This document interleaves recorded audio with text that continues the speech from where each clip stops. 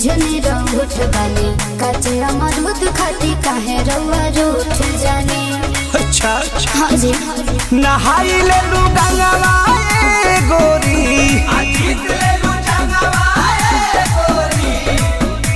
हो खेललू हो खेला केकरा संघवा ले टवालू लहंगवा ए गोरी।